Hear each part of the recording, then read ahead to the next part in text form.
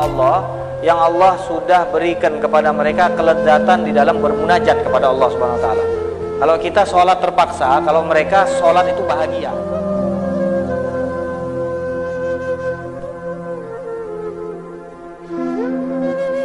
Bismillahirrahmanirrahim.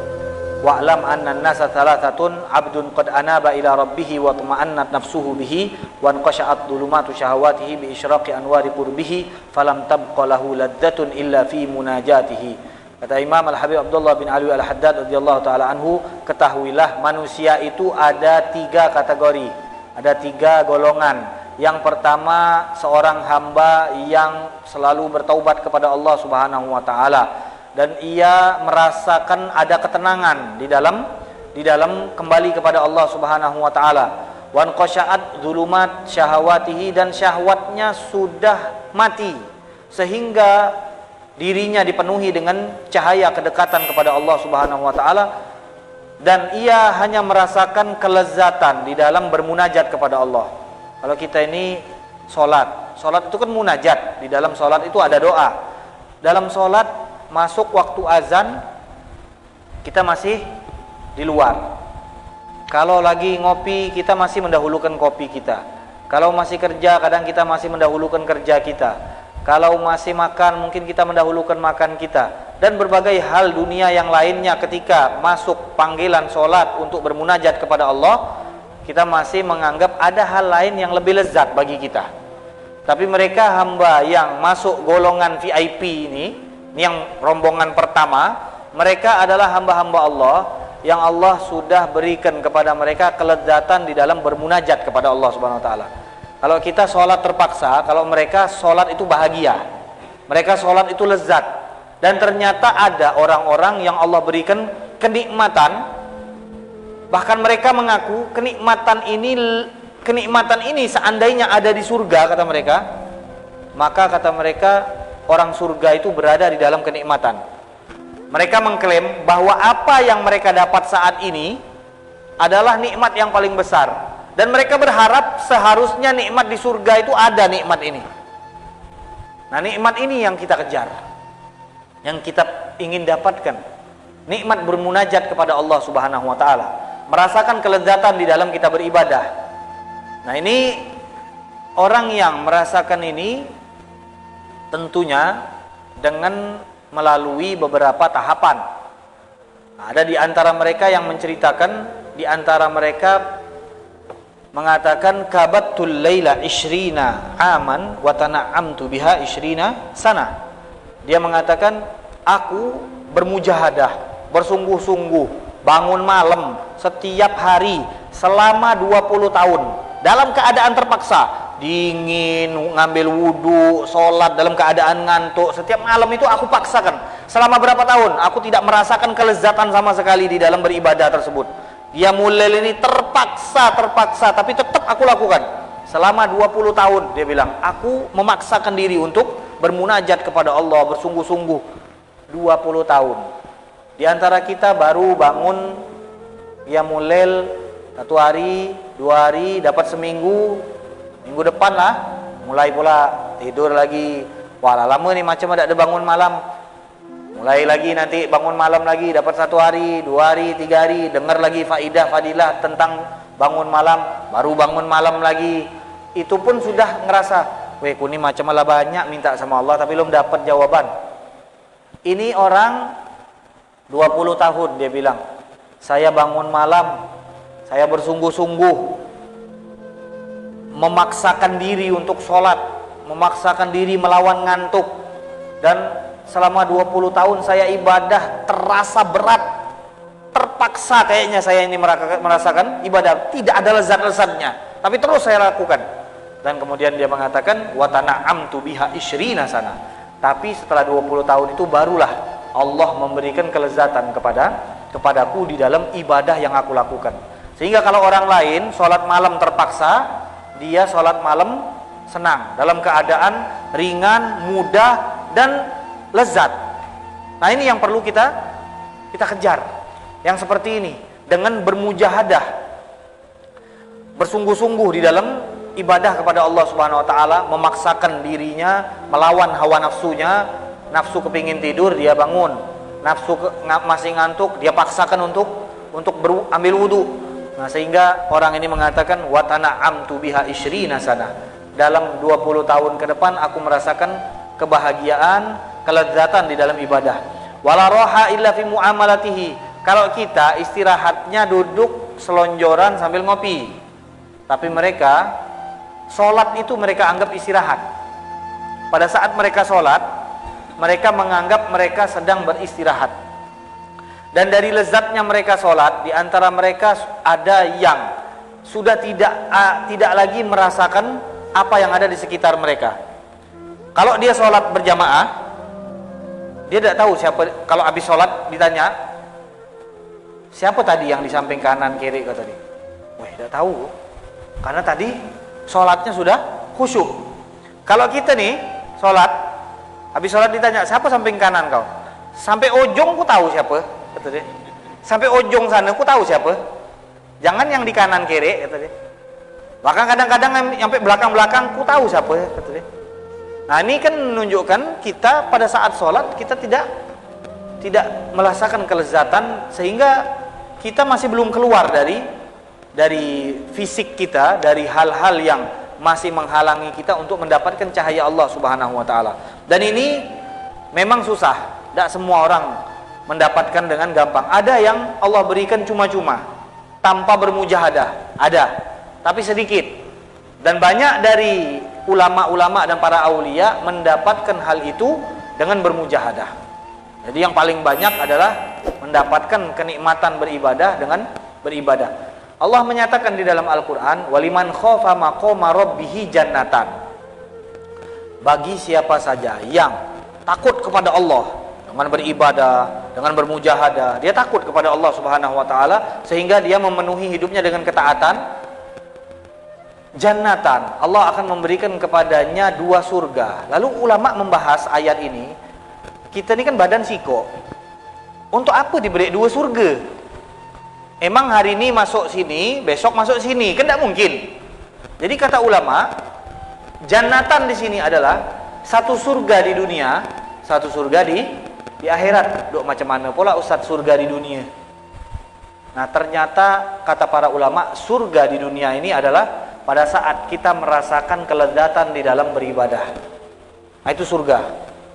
Jadi surga di dunia ada dan dirasakan oleh orang-orang yang mengenal Allah Subhanahu wa taala. Hanya mereka yang merasakannya. Dan mereka sampai-sampai mengatakan tadi, kalau seandainya kelezatan yang kami rasakan di sini ini ada juga di surga, berarti orang-orang surga itu enak.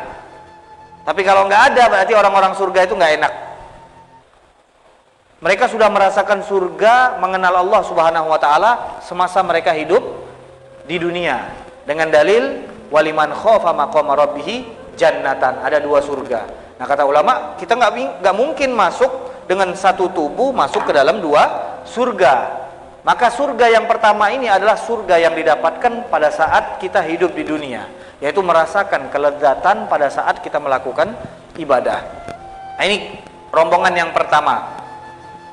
Kemudian untuk rombongan yang kedua, kelompok manusia yang kedua, mereka adalah abdun la ya'manu ala nafsihi minat taqa'ud anil ma'murat war rukun ilal mahdurat. Mereka masih ada keteledorannya sedikit. Kadang ada di dalam perintah-perintah Allah yang masih belum mereka jalani, artinya dalam hal-hal yang sunnah ya, dalam hal-hal yang sunnah. Kalau yang kewajiban sudah mereka laksanakan 100%. Tapi untuk yang sunnah-sunnah masih ada sedikit yang mereka lakukan. Warukun ilal mahdurat, dan masih ada kecondongan sedikit kepada hal-hal yang makruh. Nah, ini rombongan yang kedua. Tapi untuk kewajiban, hal-hal yang haram mereka sudah meninggalkan. Adapun rombongan yang pertama, mereka di atas.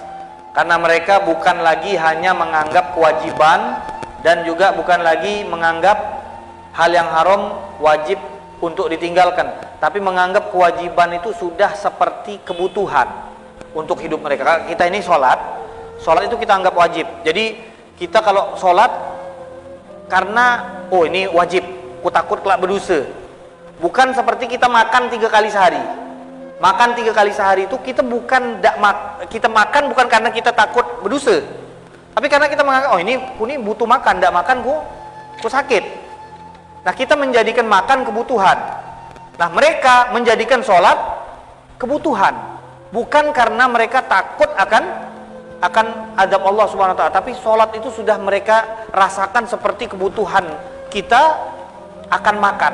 Kita butuh makan bukan karena kita takut berdosa kalau tidak makan, tapi karena kita merasakan kita butuh kepada makan. Begitu juga mereka menganggap sholat adalah suatu kebutuhan yang harus mereka lakukan, bukan kewajiban yang harus mereka lakukan. Nah, ini rombongan yang pertama. Adapun yang kedua, mereka seperti yang tadi, yang menganggap hal ini saya lakukan karena kewajiban, kalau tidak dilakukan berdosa. Jadi masih seperti ini untuk yang kedua. Adapun yang ketiga ini orang yang mencampur adukkan antara pahala dan juga masih ada maksiatnya. Jadi bukan yang sunnah ditinggalkan, yang wajib masih ada keteledornya. Begitu juga hal-hal yang haram masih banyak yang mereka lakukan. Nah, tapi bukan berarti mereka tidak beribadah. Mereka sudah beribadah, ibadahnya jalan, maksiatnya juga jalan, imbang antara maksiat sama ibadah mereka. Ini rombongan yang kedua. Wa abdun qad ghalaba alaihi at-takhlid wastawla alaihi at-tafrid fallaik bihi ghalabatul khauf alaihi liyanzajir anil ma'asi. Nah, untuk solusi orang yang seperti ini, kata Imam Al-Haddad, itu orang yang masih banyak melakukan pelanggaran, masih banyak meninggalkan kewajiban, itu banyak-banyak membaca tentang sifat-sifat Allah Subhanahu wa taala yang membuat mereka takut. Azab Allah akan turun, orang yang sholat tidak dijaga akan disiksa di dalam kubur. Mereka harus banyak membaca hal-hal yang membuat mereka takut, sehingga mereka tidak teledor di dalam kewajiban dan meninggalkan semua larangan. Fayam bagi ayyakuna raja'uhu ghaliban, kecuali ketika nanti mereka sudah mau meninggal dunia, maka yang harus dikedepankan orang yang meninggal dunia itu harapan kepada Allah. Makanya disunahkan kita kalau misalkan ada orang, kita lihat lanaza, kan lain orang sakit naza sama orang sakit apa? Orang sakit yang belum naza. Nah, orang kalau sakit yang sudah naza itu kan biasanya sudah kelihatan lah, sudah tahu gitu juga. Yang ini kan yang biasa menghadapi orang sudah meninggal, sudah tahu oh inilah sudah nih bakal kembali ke hadapan Allah ini. Nah, ini orang yang seperti ini yang sudah dekat ajalnya, maka disunnahkan bagi orang yang ada di hadapan mereka, pertama kan untuk mentalkin dan memberikan harapan-harapan kepada mereka. Nah, jadi jangan lagi kita mengucapkan hal-hal yang membuat mereka takut. Matilah kau bentar lagi lah nak mati. Kau bayangkan malaikat kubur bawa pukul besi besak kepala kan dihancur. Akhirnya dia pacak mati kafir akhirnya. Jadi kalau orang sudah mau meninggal, kata ulama, yang diperbanyak adalah memberi harapan. Jangan lagi ditakut-takuti, harus dibesarkan harapan mereka kepada Allah Subhanahu wa taala. Rojaknya harus lebih banyak kalau orang mau meninggal. Dan juga kalau orang yang sakitnya masih belum parah, nah itu tidak perlu kita seperti ini. Kalau sakitnya belum parah, kita lihat ini biasa, sakit biasa. Nah, itu masih boleh kita takut-takuti mereka dengan hadis-hadis yang menyebutkan bahwa di antara penyebab sakit itu adalah musibah yang Allah turunkan karena perilaku kita, perbuatan kita. Nah, ini tanda dari Allah Subhanahu wa taala. Ini utusan Allah Subhanahu wa taala untuk membuat kita kapok agar supaya kita menjauhi hal-hal yang kita lakukan sebelum sakit. Nah, ini Allah masih sayang, masih diberi sakit ini, Allah masih kirim sinyal supaya kita taubat kepada Allah. Nah, ini Allah masih sayang. Nah, untuk itu kau diberi penyakit. Nah, untuk itu apa yang sudah menjadi di dalam niatmu untuk setelah sakit ini, misal kau mau taubat, mau rajin sholat, maka lakukan. Jangan sampai nanti datang sakit yang kedua, kalau ada baca age, melakukan hal-hal yang kau niatkan di dalam hatimu. Nah, itu kalau orang yang sakitnya kita tahu ini sakit-sakit biasa, ya tak?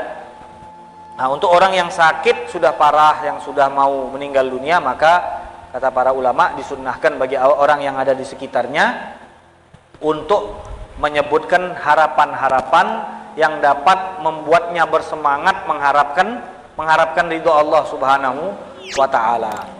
Nah, kemudian wa alaika idza takallamta fir raja' ma'al ammah bil ikhtisar ala dzikrir raja' wallahu taala a'lam bissawab.